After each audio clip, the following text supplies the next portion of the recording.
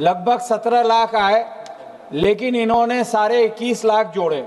तो मैं पूछना चाहता हूं, ये साढ़े 4 लाख या 4.6 लाख वोटर्स कहां से ऐड हुए? और डुप्लीकेट वोटर जो 1,20,000 बताया जा रहा है, वो कहां से आए? And who is responsible? दूसरा ये है कि आपने देखा होगा इलेक्शन के दौरान एक बीजेपी के एक्स एमपी ने पुराना दिल्ली में भी ट्वीट किया वोट देते हुए, और फिर दिल्ली के अलावा जब बिहार में इलेक्शन हुआ उसमें भी वोट देते हुआ।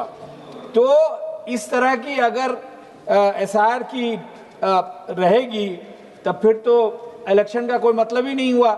तो मेरा कहना ये है सर कि ये एसआईआर जो है ये सिस्टमैटिक इंस्टीट्यूशनल रिगिंग है, और जिसके वजह से बिहार की सरकार बनी। हमारे एक एक्स मंत्री ने कहा कि बिहार में बहुत काम हुआ 20 सालों में, तो उसका आंकड़ा देना चाहता हूं सर मैं। पिछले 20 सालों में जो डबल इंजन की सरकार रही, वहां पे अगर स्कूल की बात करें तो 72 स्कूल है पर लाख, और इंडिया का है 131। हॉस्पिटल बेड 1 लाख पे 22, इंडिया का है average 80। Colleges 8 versus 31, engineering college 7 versus 30, doctors एक डॉक्टर पे 29,000 बिहार के लोग हैं, बनस्पत एक डॉक्टर के हिंदुस्तान के 800 लोग हैं। Per capita income sir India की अगर 2.5 लाख है तो बिहार की 1/4 भी नहीं है, 65,000। और जहां से मैं आता हूं सीमांचल से, वहां सिर्फ 23,000 है। और उसमें आप जो है आप प्रशासन को इजाजत देते हैं कि आप जो है 10,000 रुपये दीजिए, 1 करोड़ 40 औरतों के बीच में बांटे, तो उसको अंदाजा लगाइए कितना असर पड़ेगा। और वही नहीं सर,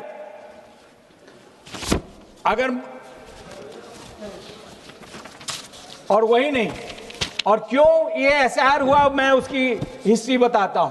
झारखंड में इलेक्शन हुआ, झारखंड में घुसपैठियों की बात करी, लेकिन झारखंड वासियों ने जेएमएम कांग्रेस को वहां से जिताया।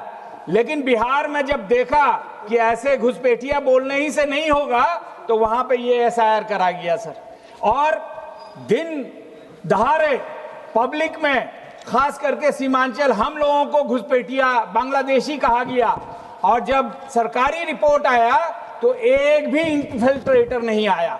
तो मैं कहना चाहता हूं कि जब एक भी इन्फिल्ट्रेटर नहीं है, आदरणीय प्रधानमंत्री जो हर जगह और बड़े बड़े नेता कह रहे थे कि हर जगह इन्फिल्ट्रेटर है, तो क्या वो फ्लोर ऑफ द हाउस में बिहार के लोगों से, सीमांचल के लोगों से, और खास करके किशनगंज लोगों से माफी मांगेंगे? क्या नहीं, उनको माफी मांगनी चाहिए, खास करके मुसलमानों से, और जो पिछड़े हैं, दलित हैं, गरीब हैं, जिनका वोटर आईडी छूट गया है, वोटर कार्ड नहीं बन पाया है। आपको जान के ताज्जुब होगा सर कि अभी भी लाखों लोग हैं जिनका नाम नहीं जुड़ पाया है। कैसे जुड़ेगा?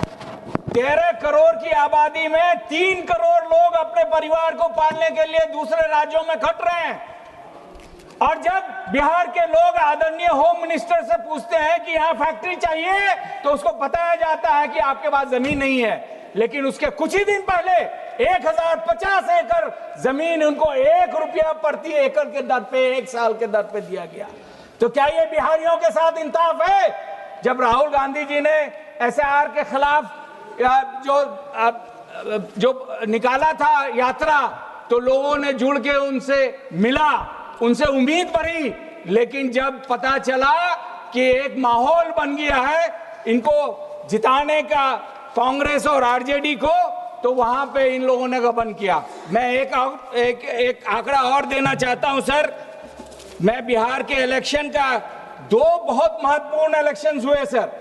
एक आजादी के पहले, आजादी के बाद जो पहला इलेक्शन था, तो उस टाइम कांग्रेस थी पूरे मुल्क में, लेकिन 74% से ज्यादा वोट सीट्स नहीं मिले। 84 में इंदिरा जी के माटे डैम के बाद 76% कांग्रेस कैंडिडेट यहां जीते।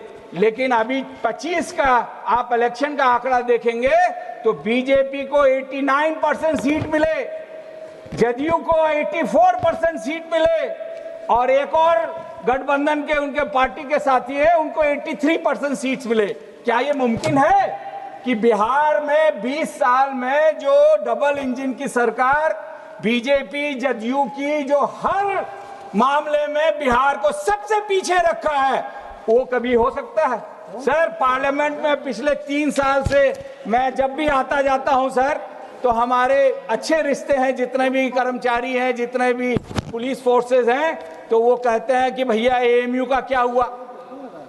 सब चाहते हैं कि एएमयू वहां हो, लेकिन ये मिली जुली सरकार चाहती नहीं कि वहां एएमयू बने।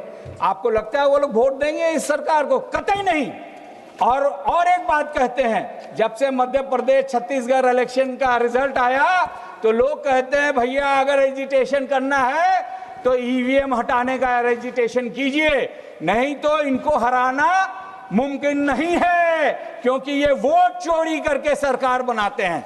सर, मैं ज्यादा समय नहीं लेके ये दर्शाना चाहता हूं कि मेरा सजेशन है कि आप बैलेट से वोट कराइए।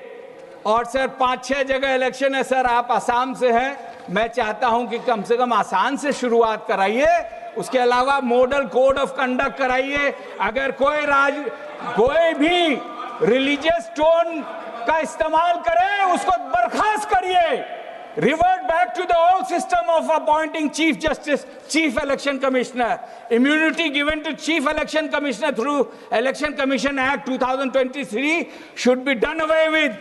एक्सेस टू सीसीटीवी फुटेज, इसकी सीसीटीवी फुटेज हर बूथ में, हर जिला में कैंडिडेट्स और पार्टीज को कम से कम 5 साल के लिए मुहैया कराइए, उसको मत हटाइए। और आखिर में मशीन रीडेबल वोटर लिस्ट सबके लिए उपलब्ध कराइए। सर, ये वोट चोरी रोकिए, और राहुल गांधी जी ने कहा उसको सीरियसली लीजिए, वरना हमारी डेमोक्रेसी नहीं रहेगी। बहुत बहुत शुक्रिया, धन्यवाद सर। ठीक है, बहुत बहुत धन्यवाद। माननीय सदस्य श्री सुनील तटकरे जी।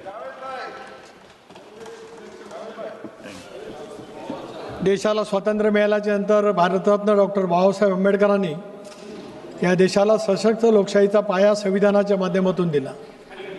1952 सालापासून